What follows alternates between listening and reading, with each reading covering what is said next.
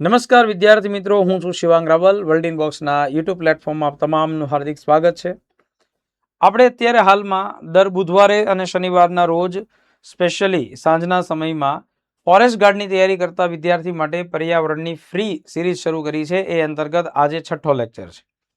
Already 3 lecture દર્શન સરે મૂક્યા છે, 2 લેક્ચર મેં મૂકેલા છે અને મારો આમ 3જો લેક્ચર અને ઓવરઓલ આખી બેચનો 6ઠ્ઠો લેક્ચર છે.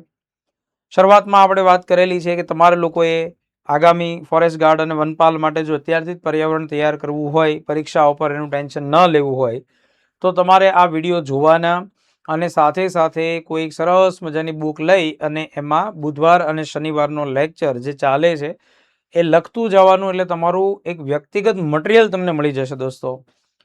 બરાબર. તો હવે આની પહેલાનો જે સેશન હતો એમાં આપણે કયો ટોપિક ચલાવેલો? ટોપિકનું નામ છે ISFR.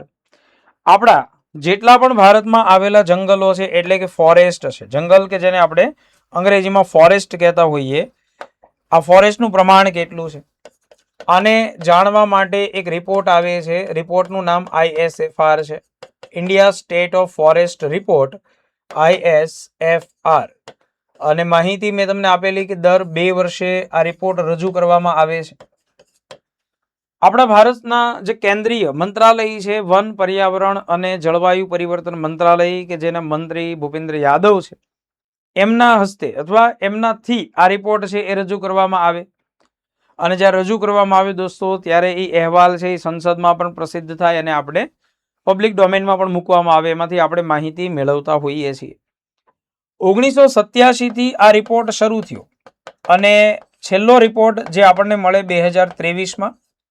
હવે જે રિપોર્ટ આવશે 2025નો આવશે, પણ બની શકે કે 2026ના ડિસેમ્બર મહિના સુધીમાં આ નવો અહેવાલ આવે. પણ એની પહેલા તમે અહેવાલને સમજી શકો એટલે 2023નો સંપૂર્ણ અહેવાલ તમને આની પહેલાના લેક્ચરમાં આપણે આપી દીધેલો હશે, જે તમે જોયું હશે. ન જોયું હોય તો પ્લે સ્ટોરની અંદર આપણી જે પ્લે લિસ્ટ છે એની અંદર પર્યાવરણનું જે લિસ્ટ હશે એમાં તમને આગળનો વિડીયો મળી જશે, એમાં તમે જોઈ લેશો. ભારતમાં જેટલા પણ જંગલો હોવા જોઈએ એનું પ્રમાણ 33% એટલે કે 1/3 રાખવાનું નક્કી કરવામાં આવેલું છે. આવું 1952માં અને 1988માં જે રાષ્ટ્રીય વન નીતિ આવેલી એ અંતર્ગત કહેવામાં આવેલું હતું. જંગલ કહેવાય કોને દોસ્તો? ફોરેસ્ટ તરીકે તમે કોને ઓળખો છો? તો એની જો હું તમને સામાન્ય વ્યાખ્યા સમજાવું તો જંગલની વ્યાખ્યા એવી થાય કે જે વૃક્ષો અને વનસ્પતિનો જે સમૂહ છે, વૃક્ષો અને વનસ્પતિનો સમૂહ, એને આપણે લોકો જંગલ કહેતા હોઈએ. તો ફોરેસ્ટ છે ને સાહેબ, એ પોતે આપમેળે કુદરતી રીતે બનતું હોય છે. અત્યારે જો કે સરકાર એવો પ્રયાસ પણ કરી રહી છે કે જંગલને માનવ સર્જિત રીતે એટલે કે કૃત્રિમ રીતે એને ઉછેરવામાં આવે અને વૃક્ષોને મોટા કરવામાં આવે. પણ જ્યારે દોસ્તો આ પૃથ્વી ઉપર વનસ્પતિ ઉગી શકે એવી અનુકૂળતા હોય અને ત્યારથી ધીમે ધીમે વનસ્પતિનો ગ્રોથ થયો, એવા હજારો અને લાખો અને કરોડો વૃક્ષો આ પૃથ્વી ઉપર છે, એના સમૂહને આપણે જંગલ કહેતા હોઈએ. હવે સૌથી અગત્યની બાબત એ સમજવાની છે કે દરેક રાજ્યમાં કે દરેક દેશમાં, દરેક જિલ્લાઓમાં એક સરખી વનસ્પતિ નથી હોતી. કોઈ જગ્યાએ લાંબી વનસ્પતિ હોય, કોઈ જગ્યાએ ઓછી લાંબી, કોઈ જગ્યાએ ટૂંકી વનસ્પતિ હોય, કોઈ જગ્યાએ વૃક્ષો હોય એના પાન લાંબા હોય, કોઈ વનસ્પતિ હોય એના પર્ણ એકદમ ટૂંકા હોય, કોઈ વનસ્પતિ કાંટાળી હોય, તો કોઈ વનસ્પતિ છે એના જે મૂળ છે એ ઊંડા હોય, તો વળી પાછી કોઈ વનસ્પતિ હોય એના થડ બહુ જાડા હોય. તો આવું વૈવિધ્યસભર બાબત કેમ? આની અંદર એટલું તમને અલગ અલગ જે પેલું કહેવાય કે વિભિન્નતા, એવું કેમ જોવા મળે? વિવિધતા કેમ જોવા મળે? સાહેબ, કોઈ પણ વનસ્પતિ એટલે કે વૃક્ષોને બનવા હોય તો એની માટે ચોક્કસ ઘટકો એટલે કે પરિબળો હોવા જોઈએ. વનસ્પતિ સાહેબ આ અમુક ચોક્કસ ઘટક કે પરિબળોથી બનતી હોય છે. જેમ કે આપણે એની ચર્ચા કરીએ ત્યારે કે આ પરિબળો કયા કયા હોય, તો વનસ્પતિને ઉગવા માટે સૌથી પહેલું જે સંસાધન જોવે એ જમીન સંસાધન છે, જમીન. અને આ જમીન છે એ પોતે ફળદ્રુપતા ધરાવતી હોવી જોઈએ. જમીનમાં નાઇટ્રોજન, ફોસ્ફરસ, પોટાશનું પ્રમાણ માફક હોવું જોઈએ, જેમાંથી આપણી આ જે જમીન છે, આપણી જે વનસ્પતિ છે એના જે મૂળ છે એ પોષણ મેળવશે એટલે એને ખોરાક મળશે અંદરથી. નંબર 2 કે સાહેબ આ વનસ્પતિને સતત જે સૂર્યપ્રકાશ મળવો જોઈએ, વનસ્પતિને સતત સૂર્યપ્રકાશ મળે જેથી કરીને પ્રકાશ સંશ્લેષણની ઘટના થાય. વનસ્પતિને ઓક્સિજન એટલે કે O2 ની જરૂર પડશે, હવાની જરૂર પડશે, વરસાદ અને ભેજ ની જરૂર પડશે. હવે આપણા ઇન્ડિયામાં વિશ્વમાં જિલ્લાઓમાં બધી જગ્યાએ એક સરખી જમીન હોતી નથી. જમીન સિવાય ભૂપૃષ્ઠ પણ અલગ અલગ હોય. હું તમને એનું પણ એક્ઝામ્પલ આપું કે આપણા ગુજરાતમાં કચ્છ છે તો આ કચ્છનું જે ભૂપૃષ્ઠ છે એ રણ પ્રદેશ જેવું ધરાવે છે. જ્યારે હું તમને કહું અમદાવાદના ભાલ વિસ્તારમાં તમે જાઓ તો ત્યાં પણ ખારો ભાગ તમને જોવા મળે. બરાબર. એ જ રીતે તમે ચરોતર પ્રદેશમાં જાઓ તો ત્યાં તમને સારી એવી તમાકુનું ઉત્પાદન જોવા મળે, એટલે કે અહીંયા જમીન અલગ હશે. એ જ રીતે તમે માની લો કે મધ્યપ્રદેશમાં જાઓ તો ત્યાં તમને આવી જમીન રણવાળી કે ખારાપાટવાળી ન જોવા મળે, તો જંગલોનું પ્રમાણ ત્યાં વધારે જોવા મળે. તો જ્યારે કોઈ ભૂપૃષ્ઠ છે, કોઈ ઊંચાઈ છે, કોઈ જમીન છે, જમીનના પોષક તત્વ છે, એ વિસ્તારની જે આબોહવા છે, એ વિસ્તારની આબોહવા છે, આના આધારે વનસ્પતિનું વર્ગીકરણ થતું હોય. જો જમીનની જે ભૂપૃષ્ઠની ઊંચાઈ, જમીનનો પ્રકાર, વરસાદ, તાપમાનની વિવિધતા, આના આધારે આપણા ભારતના જે જંગલો છે એને 5 ભાગમાં ડિવાઈડ કરવામાં આવેલા છે. વારંવાર પૂછાતો સવાલ છે અને તમને એ પૂછાશે કે એ 5 ભાગ કયા છે. જો સ્ક્રીન ઉપર લખાયેલા છે, તમારે એને જોવાના પણ છે, લખવાના પણ છે, અને હું જ્યારે બોલું છું વ્યવસ્થિત એને સાંભળવાના છે. આપણા ભારતમાં સૌથી પહેલા જોવા મળતા જંગલનો પ્રકાર છે ઉષ્ણકટિબંધીય વરસાદી એટલે કે નિત્ય લીલા જંગલો, ઉષ્ણકટિબંધીય પાનખર એટલે કે ખરાવ જંગલો, ઉષ્ણકટિબંધીય કાંટાળા જંગલો, સમશીતોષ્ણ કટિબંધીય જંગલો અથવા પર્વતીય જંગલો અથવા હિમાલયની વનસ્પતિ, અને ભરતીના જંગલો અથવા એને મેંગ્રોવ જંગલો તરીકે આપણે ઓળખતા હોઈએ. તમે જો આ જ બધી વસ્તુમાં એમ કરો છો કે મારે આ ઉષ્ણકટિબંધીય લાંબી વસ્તુ યાદ નથી રાખવી, તો શોર્ટ એન્ડ સ્વીટ જંગલોના પ્રકાર 5 પ્રકાર છે. ભેજવાળા, એની પછી ખરાવ અથવા પાનખર, કાંટાળા,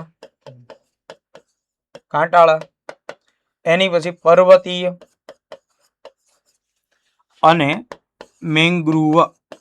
ચાલો આ જ વસ્તુને તમારા મગજમાં ફિટ કરવાની છે અને એને રિપીટ કરવાની છે, એને બોલવાની છે. આ 5 જે પ્રકાર છે, ભેજવાળા, ખરાવ, કાંટાળા, પર્વતીય અને મેંગ્રુવ. પણ હવે સવાલ એવો આવે કે સાહેબ આવા જંગલો ભારતમાં કઈ કઈ જગ્યાએ હશે, કારણ કે આપણે તો કીધું 5 પ્રકાર છે. તો તમામ જંગલો માટે મોટા ભાગે વરસાદની સ્થિતિ પરીક્ષામાં પૂછી શકે. હવે દેશમાં વરસાદની સ્થિતિ તો બધી જગ્યાએ અસમાન છે. વરસાદ અનિયમિત પણ છે અને અસમાન છે. કોઈ જગ્યાએ વધારે વરસાદ પડતો હોય તો કોઈ રાજ્યમાં ઓછો પડતો હોય. જેમ કે રાજસ્થાન હોય તો રાજસ્થાન રાજ્યની અંદર જે જંગલો જોવા મળે એમાંથી જે વ્યક્તિ ફર્સ્ટ ટાઈમ તૈયારી કરતો એને ખબર હોય કે એમાં કાંટાળી વનસ્પતિ તમને જોવા મળે, કારણ કે વરસાદનું પ્રમાણ ઓછું છે. કેરળ છે તો એમાં કયા જંગલો જોવા મળે, આ ખાલી વિચારવાની વાત છે. ખાલી તમે સમજો કેરળમાં કેવા જંગલો હોય, ભેજવાળા, કારણ કે વરસાદ છે. એને તમે અન્ય શબ્દમાં એમ પણ કહી શકો કે સાહેબ આ વરસાદી જંગલો છે. અને આની માટે હમણાં જ્યારે એક પ્રકારની આપણે ચર્ચા કરશું ત્યારે તમને કહેશું કે એને નિત્ય લીલા જંગલો પણ કહેવાય, એવરગ્રીન, સદાબહાર. તો નિયમ મુજબ દોસ્તો આપણા ઇન્ડિયામાં જે જગ્યાએ 200 સેન્ટીમીટરથી વધુ વરસાદ ખાબકતો હોય, પણ રોજનો નહીં ભૂરા, આ વાર્ષિક વરસાદની વાત થાય છે. રોજ થાય એટલું તો આપણે પછી આ ગ્રહ ખાલી કરવો પડે એટલો વરસાદ પડે અહીંયા. રોજ 200 સેન્ટીમીટર નહીં. જે ચોમાસાની સિઝનમાં અત્યારે તમને જોવા મળતું હોય કે કોઈ XYZ તાલુકામાં કે જિલ્લામાં ખૂબ વધારે વરસાદ પડે. હવે સાહેબ 2-3 દિવસ વરસાદ પડે તો પણ આપણે સહન શક્તિ પૂરી થઈ જાય, કે આસપાસ પાણી ભરાઈ જાય, ધોવાણ થઈ જાય બધું. તો આ તો વાર્ષિક વરસાદની વાત છે. 200 સેન્ટીમીટરથી વધુ વાર્ષિક વરસાદવાળા વિસ્તારમાં થાય. હવે સાહેબ આ જે ખરાવ જંગલો છે એ ક્યાં થશે? 70 સેન્ટીમીટરથી 200 સેન્ટીમીટર વચ્ચે વાર્ષિક વરસાદ. ચાલો એનાથી આગળ જે કાંટાળા જંગલો છે એનું પ્રમાણ તમને જોવા મળશે જ્યાં 70 સેન્ટીમીટર થી ઓછો વાર્ષિક વરસાદ જોવા મળે. તો હવે સાહેબ એવું થાય ને કે આપણને ખાલી વરસાદનું પ્રમાણ મળી જાય ને કે કયા કયા જિલ્લાની અંદર કેટલો વરસાદ પડતો છે એવરેજ, તોય આપણને જંગલોના પ્રકાર મળી જાય. અને જવાબમાં પૂછ્યું તો ટીક આરામથી મારી શકો તમે. તમને ખબર જ છે કે દોસ્તો આપણે જ્યારે હવે આજે વરસાદની અંદર ઓછા વરસાદ ધરાવતા ક્ષેત્રમાં તમે ટીક મારવા જાઓ એટલે કોઈને ભેજવાળું ટીક ન જ મારે, પણ વરસાદનું પ્રમાણ ખ્યાલ હોવું જોઈએ. એની સિવાય પર્વતીય જે જંગલો છે એ હંમેશા વધારે ઊંચાઈ આવેલી જગ્યા કે જેની ઊંચાઈ 1000 મીટર કરતા વધુ હોય. પણ સાહેબ વધારે ઊંચાઈ છે એ આપણને દક્ષિણ ભારતમાં જોવા મળે. પણ વધારે ઊંચા પહાડ જોવા હોય તો ક્યાં જવું પડે સાહેબ? એની માટે ઉત્તર ભારત જવું પડે. હાલ ફિલહાલ તો લેક્ચરમાં જ જોશો, પણ આમ તમને 1000 મીટર થી વધારે ઊંચા પર્વતો અને શિખરો દક્ષિણમાં જોવા મળે અને ઉત્તર ભારતમાં જોવા મળે. અને મેંગ્રુવ, હમારા પ્યારા મેંગ્રુવ જંગલ સાહેબ, આની ખાસિયત દરિયા કિનારે થાય. દરિયા કિનારે. હવે જ્યારે તમે એક્ઝામ માટે જાઓ છો એટલે આ ત્રણે ત્રણની આગળ એક શબ્દ લગાડ્યો હશે, એ છે ઉષ્ણકટિબંધીય. અને જ્યારે આ પર્વત વધારે હિમાલયમાં અને ઉત્તર પૂર્વ ભારતમાં આવેલું છે એના કારણે અહીં એક શબ્દ લગાડ્યો હોય સમશીતોષ્ણ. બરાબર, સમશીતોષ્ણ પર્વતીય જંગલો. જ્યારે ઉષ્ણકટિબંધીય ભેજવાળા, ઉષ્ણકટિબંધીય ખરાવ અને ઉષ્ણકટિબંધીય કાંટાળા જંગલો. તમારે લોકોએ વરસાદનું પ્રમાણ યાદ રાખવાનું થશે. ચાલો હવે તમારી પાસે મસ્ત મજાનો એક ઇન્ડિયાનો મેપ છે. આ મેપમાં આપણે એ સમજવાનું છે કે સાહેબ જંગલો કેવા પ્રકારના નિર્માણ પામેલા છે, વૃક્ષોની સ્થિતિ કેવી છે. તો જે જગ્યાએ અત્યારે સાહેબ અહીંયા ટપકા કરી રહ્યા છે સાહેબ, આ જગ્યાએ આખો પટ્ટો, થોડો ઘણો આ વિસ્તાર, અમુક આ વિસ્તાર, આ અમુક ભાગ, આ વિસ્તારોમાં વરસાદનું પ્રમાણ 200 સેન્ટીમીટર થી વધતું હશે. 200 સેન્ટીમીટર થી વધુ વાર્ષિક વરસાદ એટલે ત્યાં ભેજવાળા જંગલોનું નિર્માણ થાય છે. આ તમારે યાદ રાખવાનું છે. જો આ પટ્ટો, હવે જે વિદ્યાર્થીઓને કદાચ ખબર ન હોય એ સાહેબ આજે હું લાઈન દોરી રહ્યો છું, અહીં એક પર્વતમાળા આવેલી છે. બરાબર, આ પર્વતમાળા જે આખી ભારતની અંદર ગુજરાત રાજ્યથી શરૂ થઈ, ગુજરાત રાજ્યના ભાગથી શરૂ થઈ અને આ પર્વતમાળા છેક ક્યાં સુધી ફેલાયેલી હશે તો સાહેબ અહીંયા સુધી, કેરળ અને તમિલનાડુ સુધી. આ પર્વતમાળાનું નામ છે પશ્ચિમ ઘાટ, સહ્યાદ્રી અથવા પશ્ચિમ ઘાટ. તો એમ કહી શકાય કે સાહેબ પશ્ચિમ ઘાટનો જે પશ્ચિમ તરફનો આપણા ભારતમાં પશ્ચિમ કિનારાનો જે વિસ્તાર છે ત્યાં ભેજવાળા જંગલોનું પ્રમાણ ખૂબ વધારે આવેલું છે. વત્તા અહીંયા પણ તમને ભેજવાળા જંગલો જોવા મળે. આ વિસ્તારમાં ભેજવાળા જંગલો જોવા મળે છે. સવાલ પૂછે તો આપણે નકશો જેટલો આવડતો હોય ને એની ઉપરથી રાજ્યને ક્લિયર કરાવી શકીએ. હવે પૂછે કે ભાઈ અહીંયા આ મેઘાલય છે, ત્રિપુરા, નાગાલેન્ડ, મણિપુર, અરુણાચલ પ્રદેશનો અમુક ભાગ, બાકી અરુણાચલ પ્રદેશમાં સમશીતોષ્ણ કટિબંધીય નિત્ય લીલા જંગલો આવેલા છે. અહીંયા ઉષ્ણ કટિબંધીય નિત્ય લીલા જંગલો આવેલા છે. બરાબર, અહીંયા બે છે. હવે સાહેબ એનાથી આગળ અહીંયા આપણે ટપકા કરી રહીએ છીએ. જો આ આખો જે વિસ્તાર છે, આ આખો કલર તમને જે જોવા મળશે ઇન્ડિયામાં, આ જગ્યાએ જે વનસ્પતિનું નિર્માણ થયેલું છે એને આપણે લોકો કહેતા હોઈએ છીએ ખરાવ જંગલો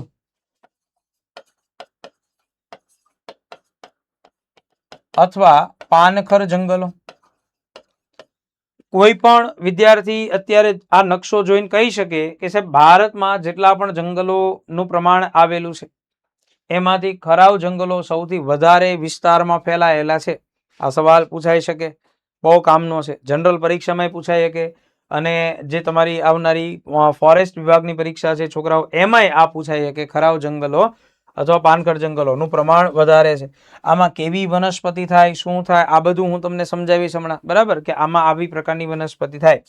સાહેબ એનાથી આગળ આપણે અહીંયા જોઈએ. ચાલો, આ જે વિસ્તાર છે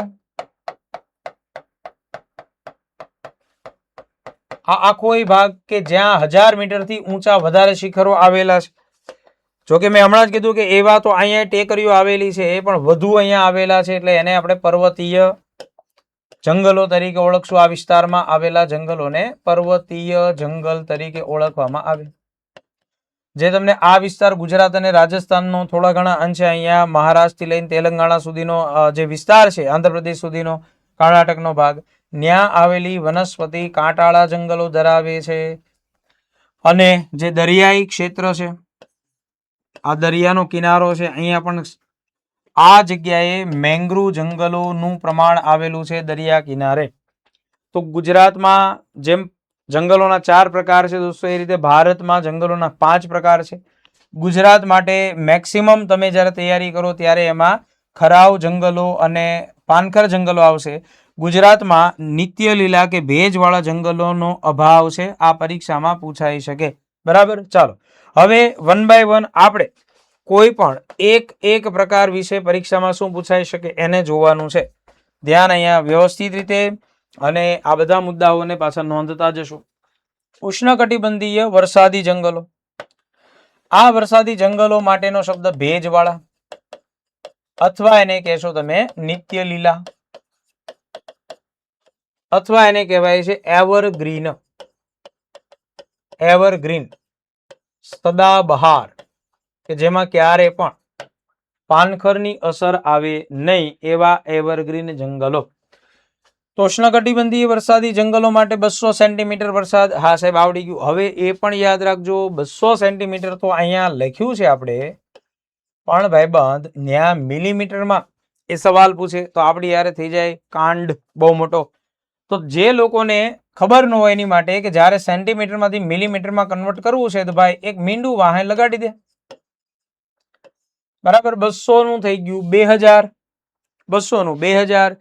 તમને કીધું હોય કે 10 થી 20 સેન્ટીમીટર તો મિલીમીટરમાં હોય તો 100 થી 200 મિલીમીટર, એમ 200 સેન્ટીમીટર છે તો 2000 મિલીમીટર. આ પૂછાઈ શકે, આ એકમ પૂછાઈ શકે. મિલીમીટર માટે સેન્ટીમીટરના આંકમાં પાછળ એક મીંડું હોય, બીજું કશું નહીં, એટલે તમારે એને યાદ રાખવાનું થાય.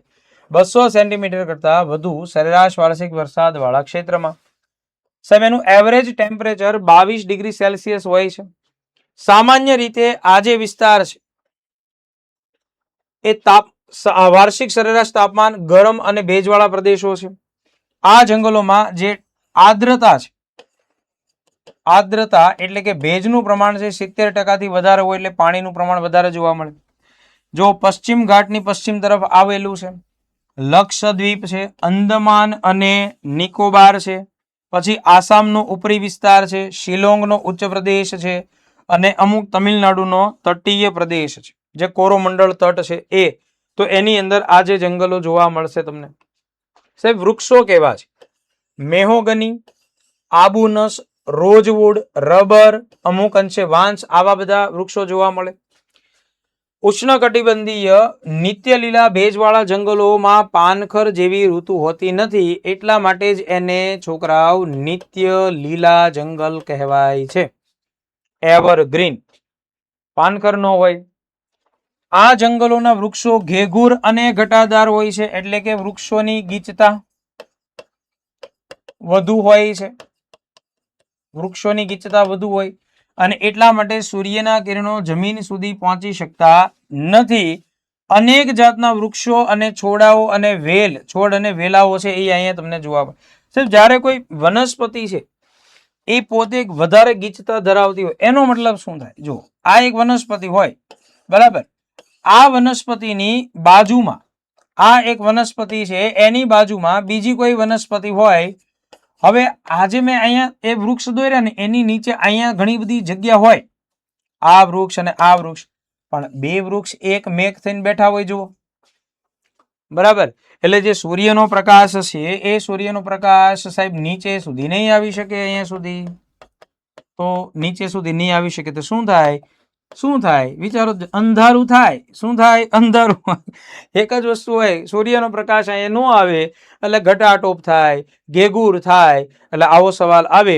અને જો આ વનસ્પતિ અહીંયા સુધી સૂર્યનો પ્રકાશ ન પહોંચે એટલે નાની મોટી વનસ્પતિ અહીંયા થઈ શકતી નથી, કારણ કે એને પ્રકાશ સંશ્લેષણની ઘટના એટલે ન થાય, એને એનો લાભ ન મળે.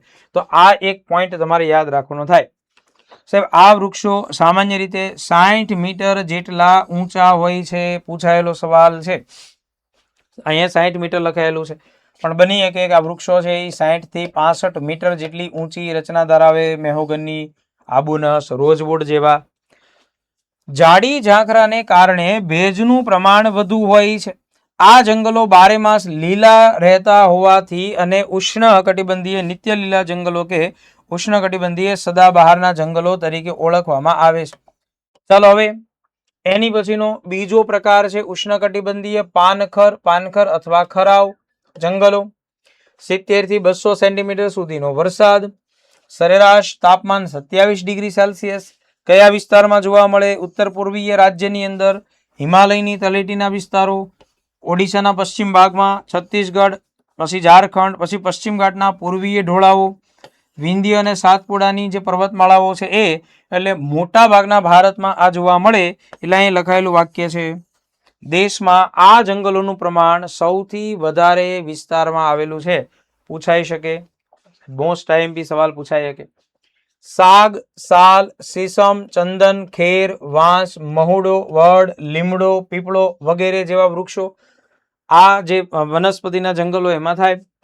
આ વૃક્ષો છે, આ જંગલોના વૃક્ષો પાનખર ઋતુમાં, એટલે કે સાહેબ માર્ચ એપ્રિલની સૂકી ઋતુ આવશે, જ્યારે માર્ચ એપ્રિલની સૂકી ઋતુમાં 6 થી 8 અઠવાડિયા દરમિયાન તેના પાંદડાઓ ખેરવી નાખે છે.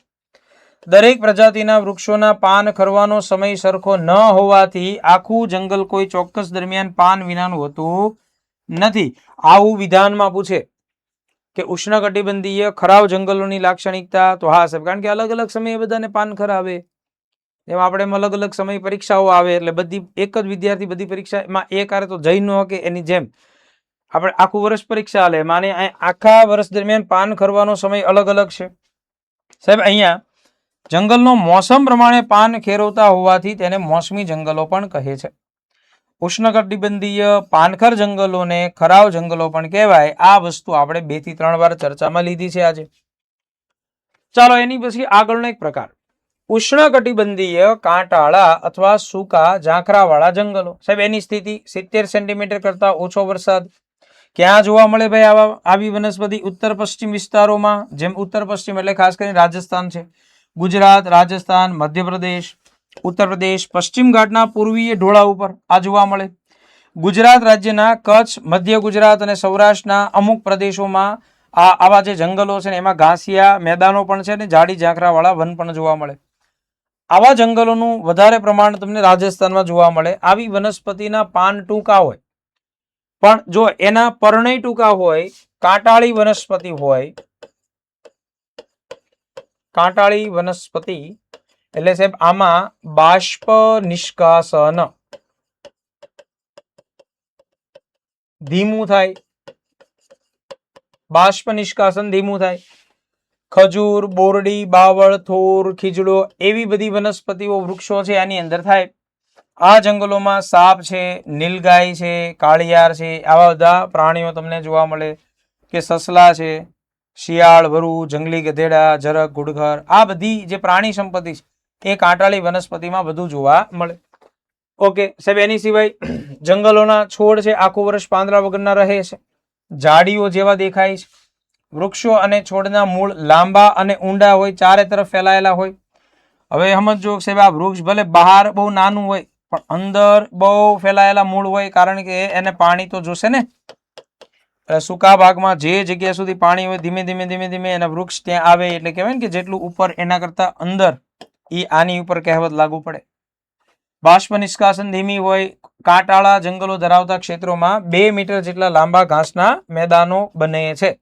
ચાલો એનાથી આગળની જંગલો, જેને પર્વતીય જંગલો કહે છે, સમશીતોષ્ણ કટિબંધીય જંગલો. આ પ્રકારના જંગલો તેના નામ પ્રમાણે પર્વતીય વિસ્તારમાં જોવા મળે છે. પર્વતોમાં જુદી જુદી ઊંચાઈએ વિવિધ આકાર અને પ્રકારની વૈવિધ્યસભર વનસ્પતિ ઉગે છે.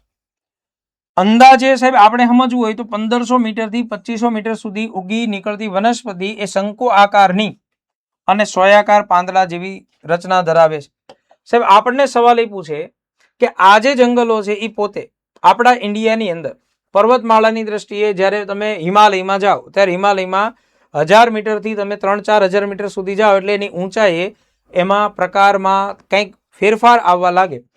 પણ દક્ષિણ ભારતમાં નીલગિરી, અન્નામલાઈ અને પાલની જે ટેકરીઓ છે એમાં આવા જંગલો જોવા મળે જે પર્વતીય જંગલો છે. પણ દોસ્તો એ જંગલોને શોલા તરીકે ઓળખવામાં આવે છે. આ શોલા છે સાહેબ. આજે તમે એમ કહો ને કે દક્ષિણ ભારતની અંદર જે પહાડો છે એમાં વનસ્પતિ ઉગે તો આપણે પહાડો ઉપર ઉગતી વનસ્પતિને સમશીતોષ્ણ કટિબંધીય વનસ્પતિ કહીએ, પણ આને સાઉથ વાળા શોલા જંગલ તરીકે ઓળખે. આ સવાલ પૂછાયેલો છે. પર્વતીય જંગલોને સાઉથ ની અંદર એટલે કે દક્ષિણ ભારતમાં શોલા છે. શોલે નથી, પિક્ચર નથી, શોલા છે. અને પછી સાહેબ આવા જંગલો સાતપુડા અને મૈકલ પર્વતમાળા પણ કંઈક જોવા મળે. હવે સાહેબ સમશીતોષ્ણ જંગલોમાં પર્વતીય જંગલો તો છે, પણ આ જ સમશીતોષ્ણમાં પણ વળી પાછા નિત્ય લીલા જે સદાબહારના જંગલો જેમ ઉષ્ણકટિબંધીય હતા એવા જંગલો ઉત્તર પૂર્વ ભારતમાં જોવા મળે.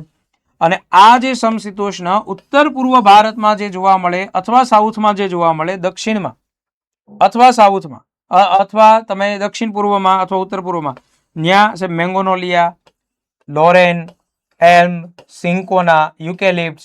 આ યુકેલિપ્ટ્સ એટલે નીલગિરી થાય, બરાબર, જે તમિલનાડુમાં એના નામથી ટેકરીઓ આવેલી છે. તો કઈ કઈ વિસ્તારમાં જોવા મળે? એક તો દક્ષિણના પર્વતીય વિસ્તારોમાં અથવા ઉત્તર પૂર્વ ભારતમાં આવી વનસ્પતિ જોવા મળે. તો હિમાલયમાં કેવી વનસ્પતિ છે?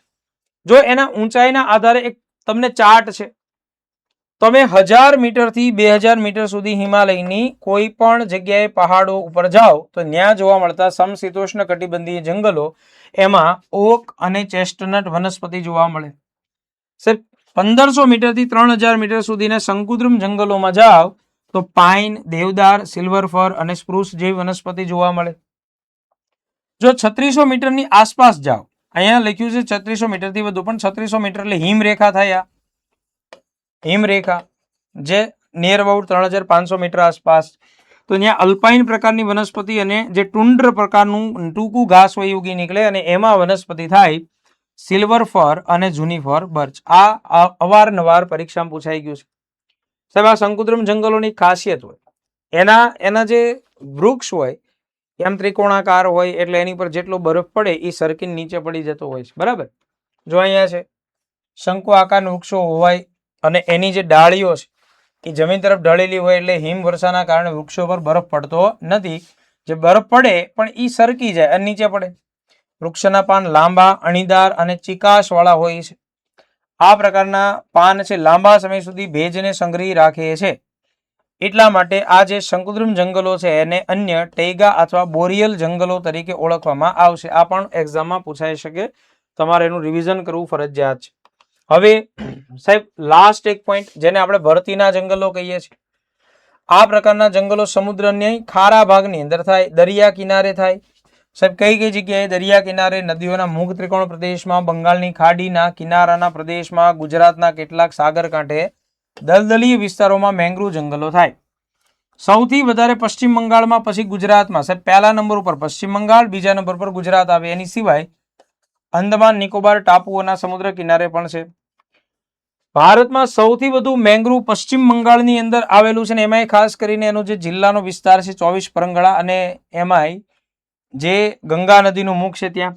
ગુજરાતમાં સૌથી વધારે મેંગ્રુવ જંગલો કચ્છમાં અને જામનગરમાં, કચ્છના અખાતમાં આવેલું છે, જેમાં મુખ્યત્વે ચેરના વૃક્ષ તમને જોવા મળે. સાહેબ ગંગા અને બ્રહ્મપુત્રાનો જે ડેલ્ટા છે એમાં સૌથી મોટા ભરતીના જંગલ જે હમણાં મેં તમને કીધું જેને સુંદરવન કહેવાય. વર્ષ 2023 પ્રમાણે ભારતમાં મેંગ્રુવનું પ્રમાણ 4992 ચોરસ કિલોમીટર હતું, જે આપણા દેશની અંદર માત્ર 0.15% આસપાસ થાય કુલ એરિયાના. એટલે બહુ મેંગ્રુવનું પ્રમાણ ઓછું છે. વિશ્વના મેંગ્રુવ વિસ્તારના 3.32% મેંગ્રુવ આપણા ભારતમાં છે. અંદમાન નિકોબાર ટાપુ, પશ્ચિમ બંગાળના સુંદરવનના ડેલ્ટામાં ખૂબ પ્રમાણે મેંગ્રુવ જોવા મળે. ઉપરાંત મહાનદી, ગોદાવરી અને કૃષ્ણા નદીઓના ડેલ્ટાના ભાગમાં પણ જોવા મળે. જંગલોમાં સાહેબ ખરેખર આ જે દરિયાની અંદર પાણી આગળ આવે અને જંગલો જમીનનું ધોવાણ એને અટકાવે. એટલે ખરેખર મેંગ્રુવ જંગલોને આર્દ્ર ભૂમિના રક્ષક તરીકે ઓળખવામાં આવે છે. આર્દ્ર ભૂમિના સંરક્ષક તરીકે ઓળખવામાં આવે છે. વેટલેન્ડને બચાવે. અને એની માટે અત્યારે એક યોજના છે, મિષ્ટી યોજના. તમારે લોકોએ મને કોમેન્ટ કરીને કહેવાનું છે મિષ્ટી યોજનાનું પૂરું નામ. જે વિદ્યાર્થી જાણતા હોય મિષ્ટી યોજના કયા નામ, એનું પૂરું નામ શું થાય, બરાબર. જંગલોના પ્રકારને હજી એક બે વાર તમે મસ્ત રીતે જોઈ લો દોસ્તો. કારણ કે જંગલના ફોરેસ્ટની પરીક્ષા આપવાની હોય તો જંગલનો એકાદ સવાલ કે બે સવાલ પૂછાય. પ્રકારમાંથી પૂછે ખાસ કે ઇન્ડિયામાં કયા પ્રકારના જંગલો છે. તો આ હતા ગુજરાતના જંગલોની માહિતી. આવતા શનિવારે આની સિવાયના નવા ટોપિક સાથે આપણે પર્યાવરણના લેક્ચરમાં આગળ વધારશું. મળીએ. આ લેક્ચર છે એના પ્રતિભાવ ખાસ જણાવશો. તમારી સાથે તૈયારી કરતા હોય પર્યાવરણ ફોરેસ્ટની એ લોકો સુધી ખાસ આ લેક્ચર છે એને તમે મોકલશો એવી અપેક્ષા સહ. જય હિન્દ, જય ભારત.